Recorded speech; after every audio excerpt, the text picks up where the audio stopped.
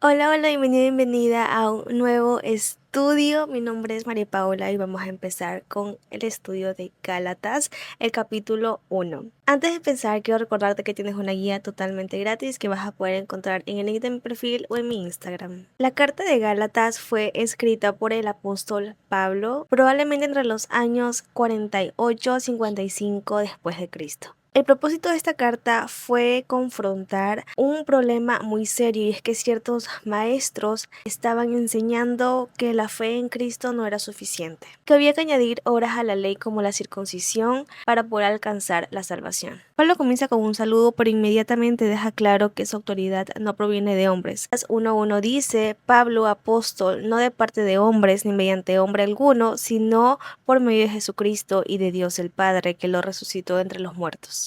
Desde el inicio establece que su ministerio es un mandato divino, y esto era clave porque los falsos maestros cuestionaban su autoridad. Pablo deja claro que no es un mensajero humano, sino un enviado de Jesucristo mismo. Después en Gálatas versículo 3 y 4 dice: gracia y paz a ustedes de parte de Dios, nuestro Padre, y del Señor Jesucristo. Él mismo se dio por nuestros pecados para librarnos de este presente siglo malo, conforme a la voluntad de nuestro Dios y Padre.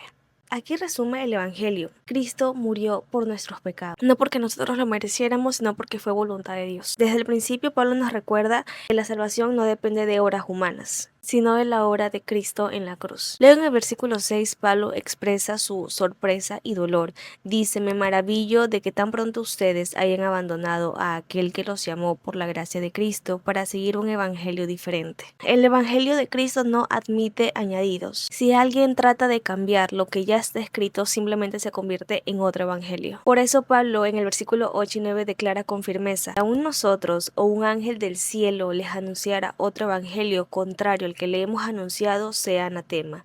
Como hemos dicho antes, también repito ahora: si alguien les anuncia un evangelio contrario al que recibieron, sea anatema. Anatema significa maldito. Eso significa que no importa quién sea la persona ni qué tan importante sea el mensaje que anuncia. Si contradice el evangelio verdadero, es condenado. Pablo no está negociando con la verdad. Luego en el versículo 10 dice: porque ¿busco ahora el favor de los hombres o el de Dios? ¿O me esfuerzo por agradar a los hombres? Si todavía estuviera trabajando a agradar a los hombres, no sería siervo de Cristo. El mensaje de Pablo no busca aplausos de hombres, sino busca obedecer a Dios. Esto es importante porque justamente los falsos maestros buscaban aceptación y reconocimiento. El evangelio verdadero no siempre será popular, pero es la única verdad que salva. Luego en los versículos 11 y 12, Pablo reafirma su mensaje. Pues quiero que sepan, hermanos, que el evangelio que fue anunciado por mí no es según el hombre, pues ni lo recibí de hombre ni me fue enseñado, sino que lo recibí por medio de una revelación de Jesucristo. La fe cristiana no es una tradición inventada por personas, sino una revelación divina que viene directamente de Cristo. En los versículos 3 y 14, Pablo escribe: porque ustedes han oído acerca de mi antigua manera de vivir en el judaísmo.